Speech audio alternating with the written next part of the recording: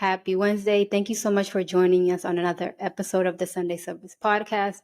It is through your support that we're constantly able to share stories and to provide you with information to give you knowledge on your journey to holistic health or just empowerment. Today is all about continued holistic health and lifestyle practices. So today we have the beautiful and talented Scheera with us, who has so many credentials and skill sets with her.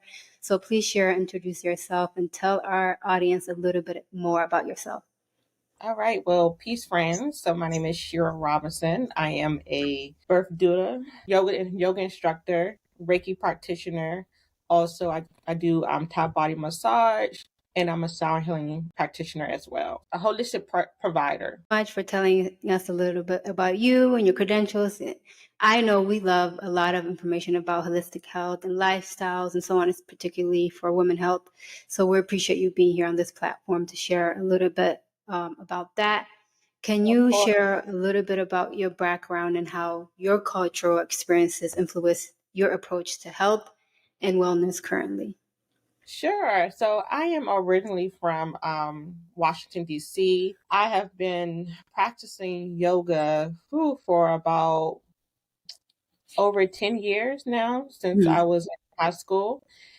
Honestly, how yoga and meditation came to me was in a dream. I came from a family who didn't know really much at all about what self-care was, self-love, and also what yoga was or a spiritual path was. So this is something that was basically introduced to me in a dream. I remember just one day when I was in high school. I want to say if it was sophomore year or freshman year, in high school, I would just sit at moments of time and just be completely still, and during that time I would just close my eyes, not even sleep, but just be more aware of just my breath and just breathing. And next thing I know, like 20, 30 minutes had passed by. And then I was just on U Street at the time, and I would walk around and I saw a yoga studio. And granted, I didn't know what yoga was, or I just saw people just moving and flowing through the window. I was like, oh, that looks beautiful. I want to give it a try. So that was my first yoga class. I didn't have any expectations. I just know how free that I felt internally. That was my and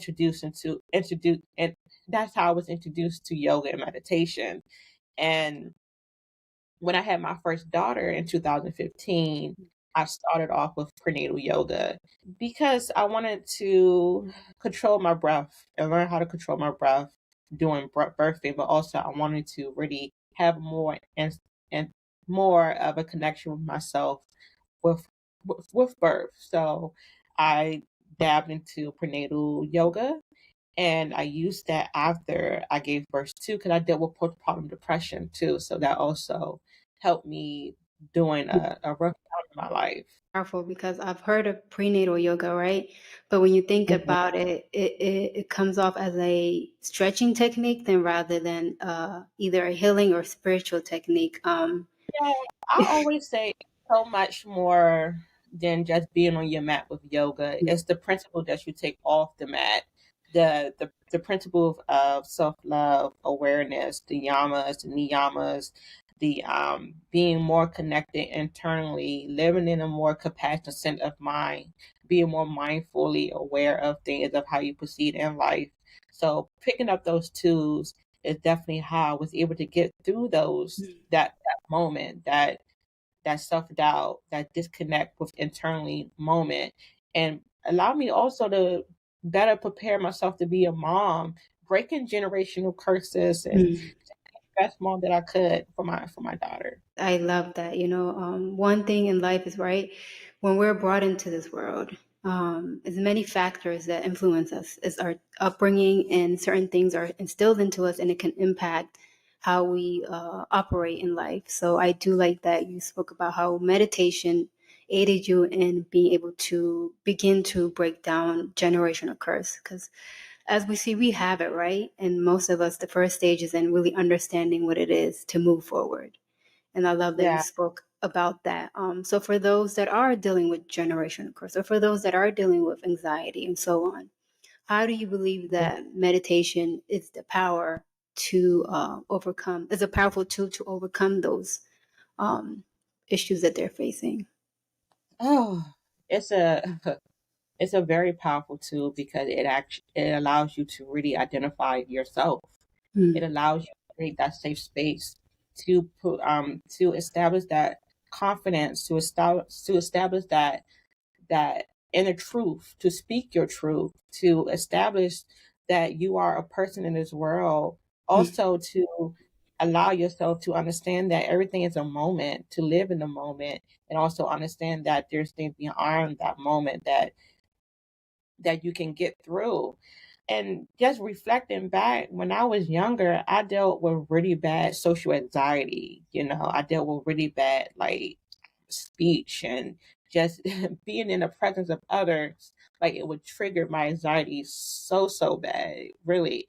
So it wasn't until I tapped into my yoga spiritual journey and my meditation where I was actually to be able to create that sense of being and really understanding who Scheera was and who Scheera can provide into the universe, because creating a safe space of understanding and really triggering that inner you and understanding who you are as a person first and foremost, creating that foundation is so essential of disconnecting from those outside triggers of what's triggering your anxiety, what's triggering that uncertainty within yourself. So meditation, yoga is about creating safe spaces, creating foundation of disconnecting from trauma, being more secure about who you are and what you provide out into the universe.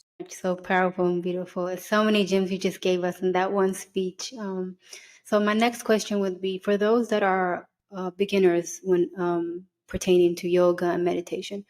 What challenges do they face, and what positive benefits do they encounter? I teach at a black owned studio in Laurel, Maryland called Kofa Yoga Studio. And I was the yoga for beginner instructor for a long, long time there. So what I always get from when I first introduce students to yoga is how challenging the poses are, you know. But I always like to tell people, like, this is your practice. This is this is who you are. It's okay to take things one step at a time. It's okay to just be gentle and just hold yourself at grace. You know what I mean? So I think that's what people need to understand, It's not a race. It's not something that you like automatically go right through. It's something that you take gentle steps in. It's something that you mindfully go into. And it's so much more. I think the hardest part of what yoga provide is actually what you learn outside of the practice, what Mhm. you learn off the mat. It's so much more than just the asanas.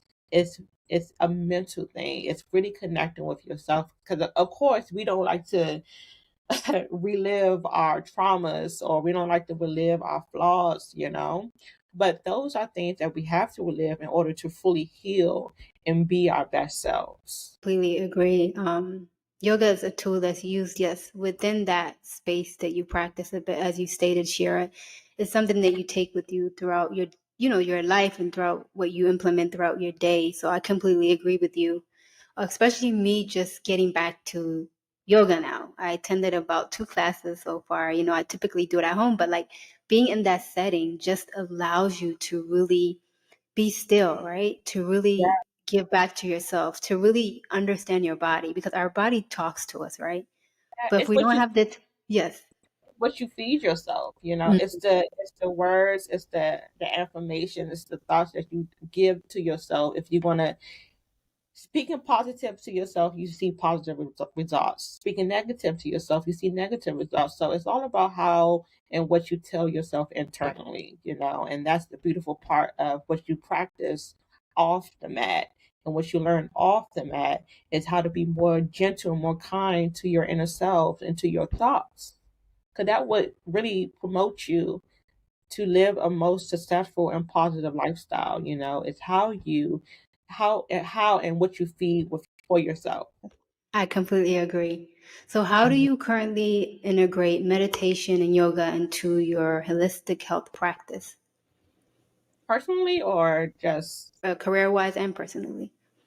so personally, I create a routine for myself. So I am a mom of three. So creating a routine for myself is really, really, really important. Dealing with three girls and just being a wife and being so many other things, you lose yourself in so many other things. So it's really Mhm. important to have a routine to come back to yourself. So each morning I start off with a meditation because, like I said, it's the information you feed yourself that can guide you throughout your day. So each morning I feed myself a meditation, and I try to move my body at least once a day or throughout the week, just so I can have release that energy that might be traveling in your shoulders or just might be just traveling into your body just in general. So I say creating a routine for yourself, but how I give out holistic energy throughout the universe is I offer yoga classes, and within my classes, I create safe spaces, safe, vulnerable spaces, because with people of color, like people just in general, we don't have those spaces where we can be completely just free and vulnerable and safe and just having someone who show compassion and having someone who understand what you've been through. If I don't understand what you've been through, I can be sympathetic to show you that I give you grace.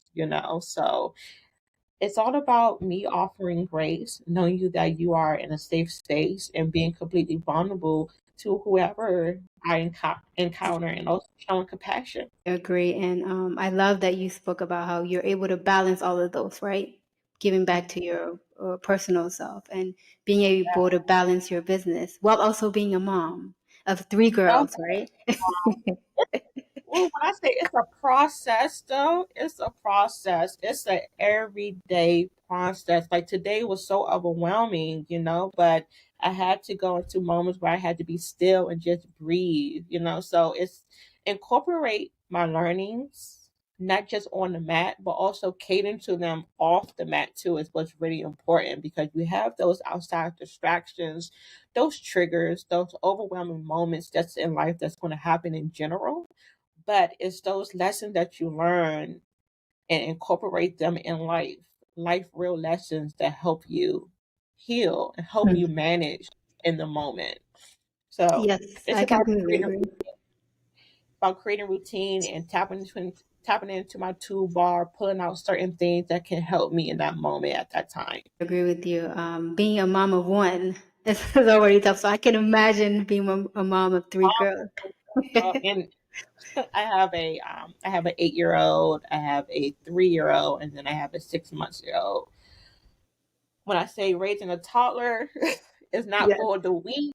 It is No. not for the weak. Lord have mercy. But I come back to my tools to help me reground myself and come back to the moment. Advice would you give to new mothers or mothers that are currently struggling with balancing their business, their personal life, and also having to be of service to everyone else?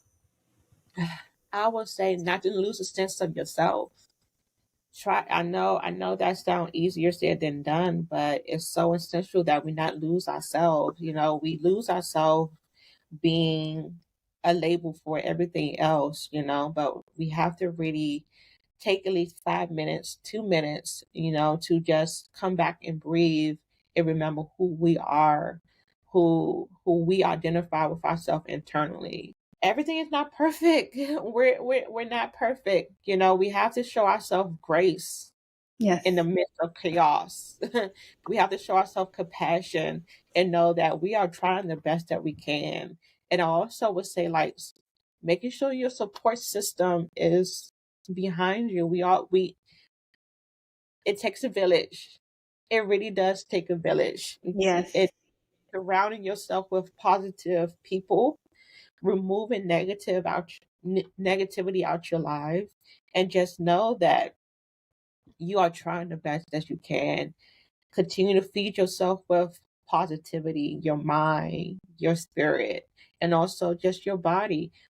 What you take in, going back to nutrition, food that you take in, take a huge part about how you feed yourself. Is know that we're not perfect human beings. And being a mom, being a parent, also a first time mom, you're gonna you're gonna be introduced to new things. Just take it take it one step at a time and hold yourself with grace. Give yourself compassion, but most important, find those moments in between that chaos to be still. I Even if it's completely agree. even if it's a quick second, but that quick second to just breathe, think how much comes off your shoulders in that quick second. Time away, whether it's self-care, whether it's you're drinking some water, whether you're laying down, whether you're reading a book. Yeah, yeah, but that the power of the breath holds so many benefits. It's amazing. Even if it's just a second or 5 seconds, just breathing it through, you can see a difference. I definitely do. So, as someone Mhm. who is certified in various holistic lifestyle skills such as Thai, yoga, bodywork, Reiki, and birth doula services, how do these certifications, how do they help you in your approach to holistic health and wellness? So I always believe that you have to lead by example, right? So I believe that in order for me to fully provide the services that I provide, I have to be that image of what somewhat balanced look like. So how I make sure that I pull into myself in each section. I make sure I take time to meditate, ground myself, release any lingering energy that might be lingering around. And I come to each session with a clear head, open space, vulnerable moment to let my moms or my students know that I'm here to hear you. I'm here to serve you the best way I can serve you.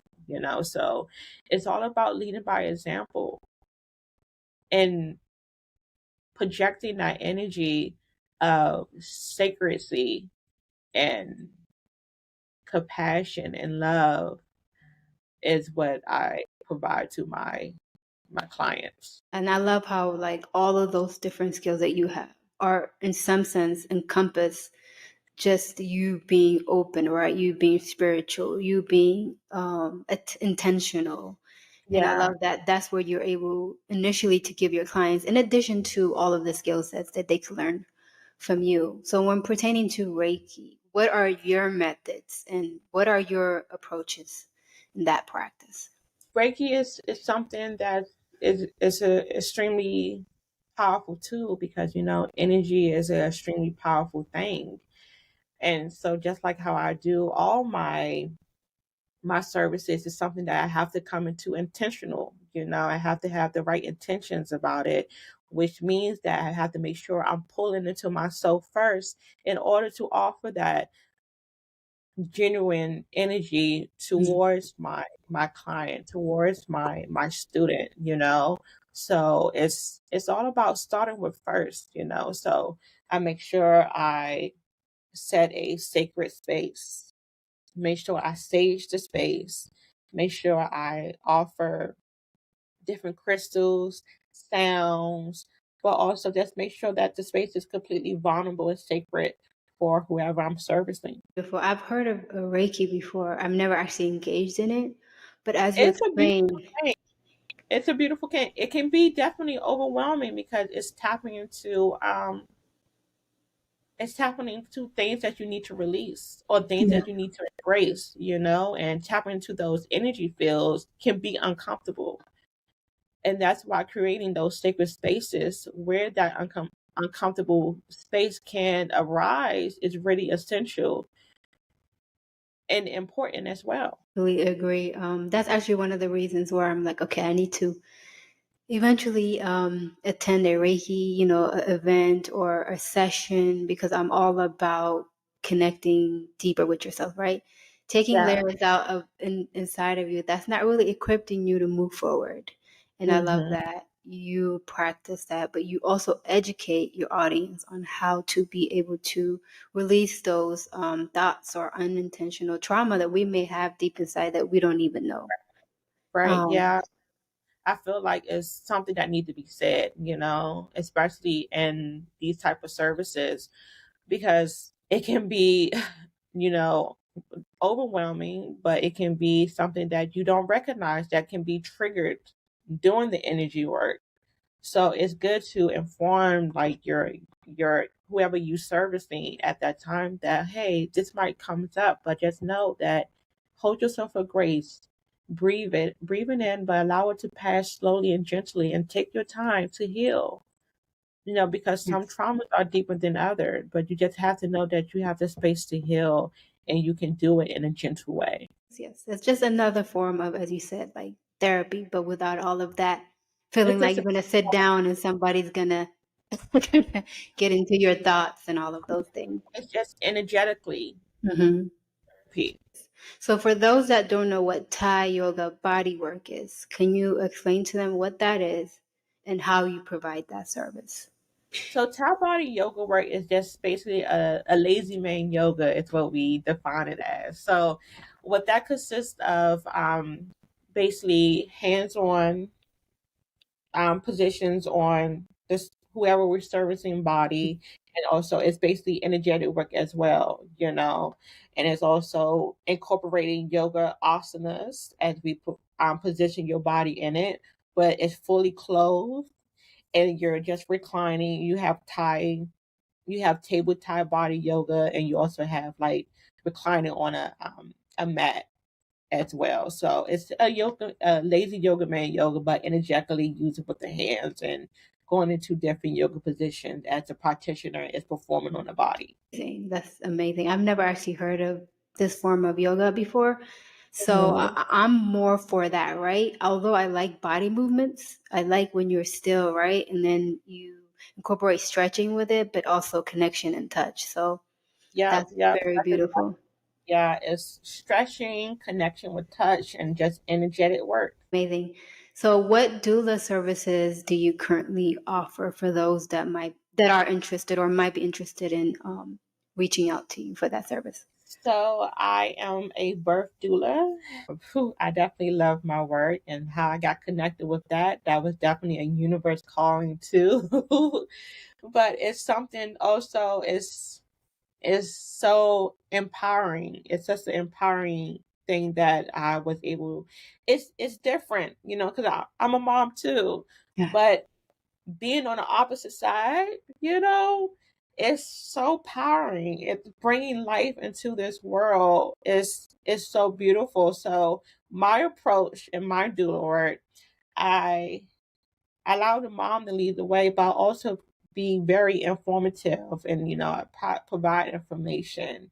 We're not doctors though, but we provide like holistic information such as herbs and yoga and sound healing, Reiki. Like, and then I'm actually in September, I'm going to be taking a hypnobirthing child educator class. So that it incorporates, I'm going to be learning about holistic styles of laboring for birth. So that also incorporate like comfort measures, breathing techniques, and then holistic ways of giving birth.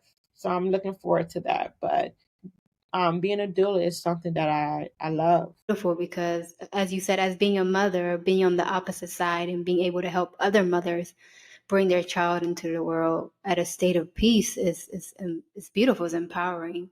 So for Yeah. those that are not aware of what a birth doula does and the difference between what a birth doula is and a midwife, can you explain that to them? Because I think at times I see people getting confused between the two. Oh yeah. So a midwife actually provide that medical assistance, so they can actually physically deliver the baby. So a birth doula provides that emotional support. We provide information, but we do not provide medical assistance. So we can't physically deliver the baby, but we can be there with you and provide that emotional support. Like also we can introduce like comfort measures. Comfort measures are basically ways to help you naturally induce and also help you get through those contractions as well. Mm. And we provide like affirmations and hands-on assist. It's that emotional support for the moms during the time of delivery and before and after. You have all type of doulas. You have postpartum doulas, birth doulas. You have all type of doulas. I completely agree, and I'm happy that you were emphasized on that because for those that are seeking any of the services, it's best that they're not confused on what each specialist does. And I do agree with you with the doula services. Is more spiritual, is more hands-on, is what gets you ready to be able to even deliver the baby, right? So if you're in a state of not peace, you're not calm, you're not feeling confident, and you bring your baby into that state in this world, it can lead to a lot of issues. Yeah, a lot of issues physically and emotionally. So I would definitely recommend to, if you're having those self doubts, if you're having those uncertainties, if you're not feeling confident, in your birth, we help create birthing plans where you can establish that confidence. We also we're doulas are your voice. We are your advocate. We speak for you when you don't have the energy to speak. You know, we are your voice when you need your voice to be heard. We are that for our moms. That's powerful. Thank you so much. So, Mm. could you share your insight on how significant self care and self love is in achieving peace and happiness, both personally and within the community? Oh, wow. Self care and self love is so, so, so important. I cannot improvise that. It's so important because I always say if you don't care or love for yourself, you can't fully give that energy out to someone else in the full capacity that you really need to. And personally, how I love and care for myself, it's it was introduced through trauma. Like I had lost my father and I was going through a terrible breakup and I was raising a 2-year old at a time. So, and I was just at a down, I was really, really down. And I didn't want to be in that space no more. I didn't want to feel that hurt no more. So I became still. I disconnected from negative triggers and I became still. I found my breath.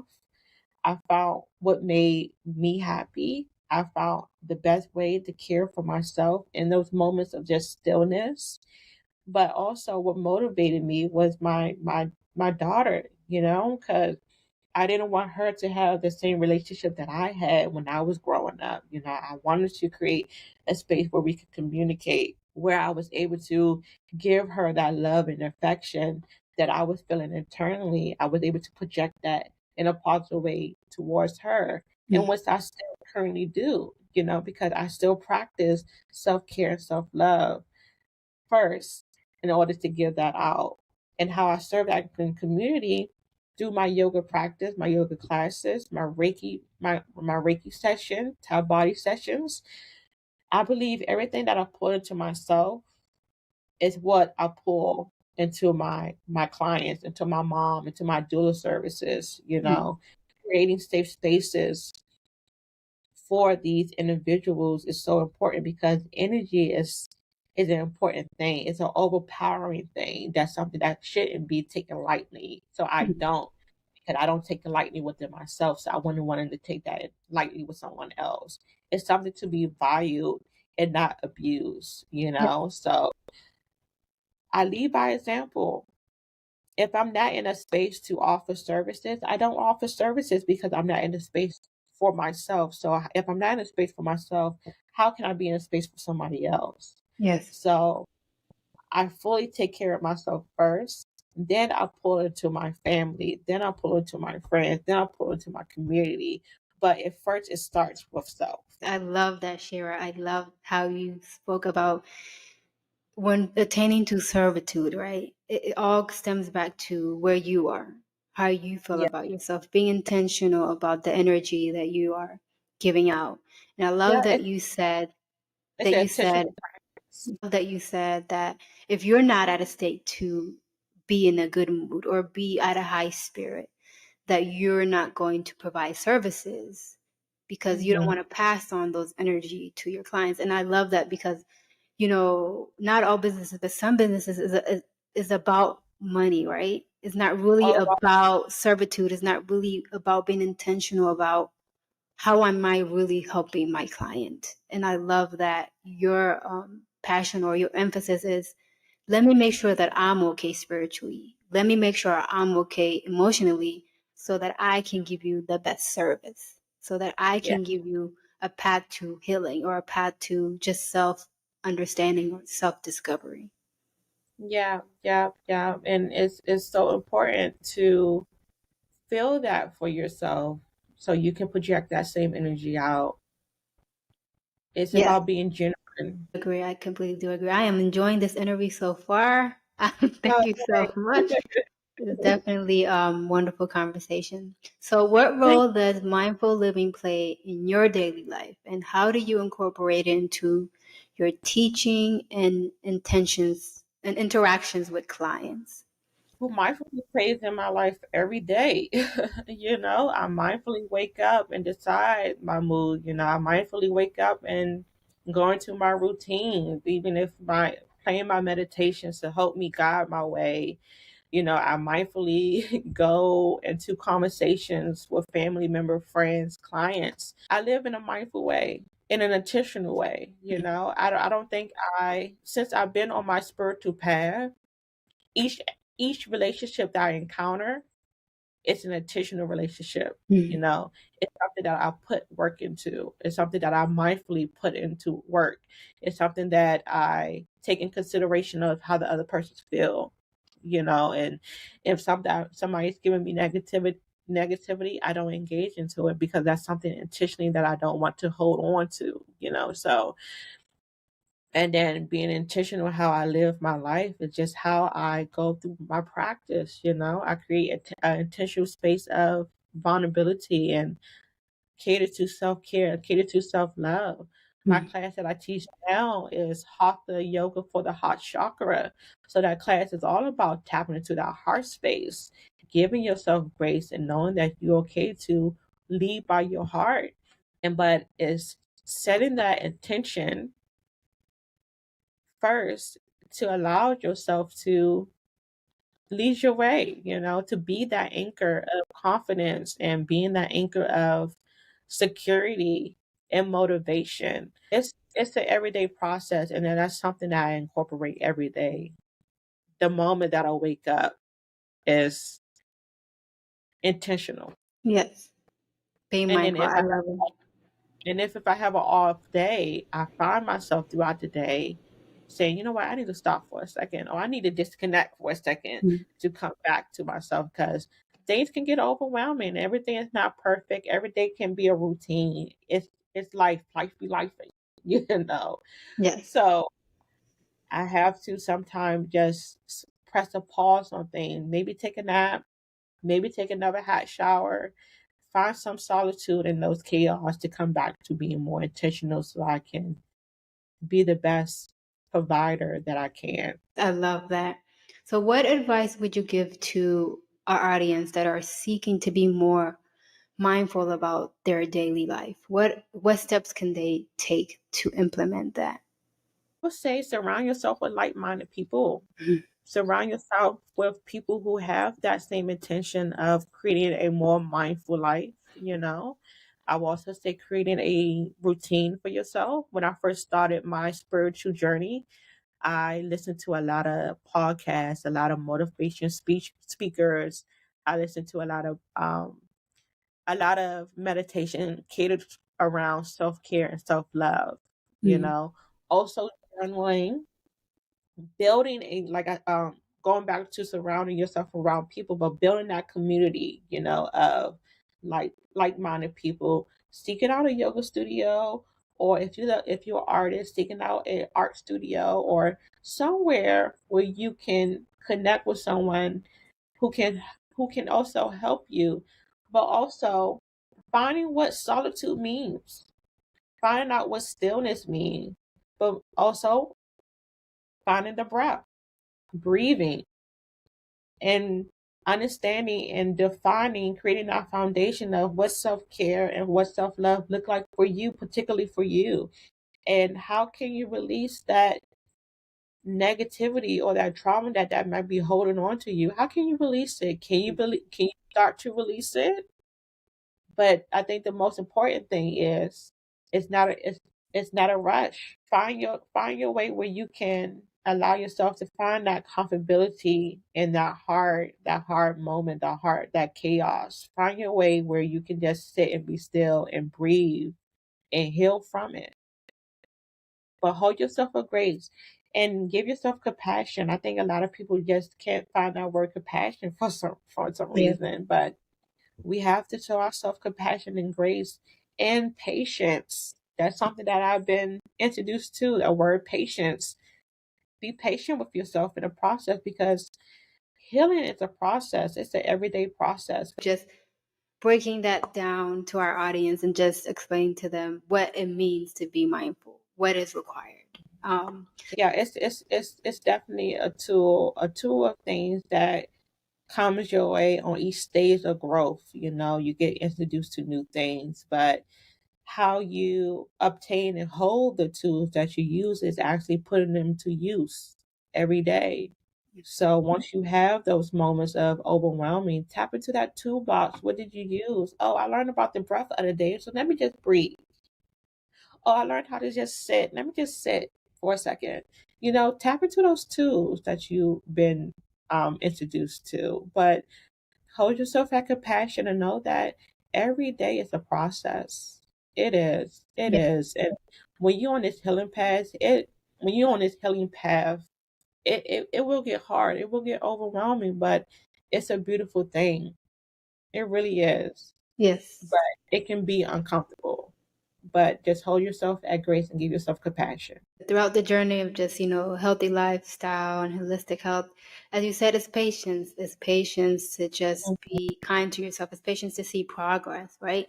It's patience to be present with yourself. So I love that you're emphasizing the importance of that. And thank you so much for giving us so much wisdom throughout this interview. I truly First. enjoyed speaking with you, and I'm sure that our audience truly enjoyed watching this interview and also listening to you and getting some gems from you about holistic health, holistic wellness, and all of the advices that you have given us. So, as we are concluding this interview, what message would you like to leave um, with our audience regarding the importance of holistic health or holistic lifestyle? I would like to leave just one quick, I guess, semi quote is that the inner you is the most beautiful you. Discover it and handle it with care.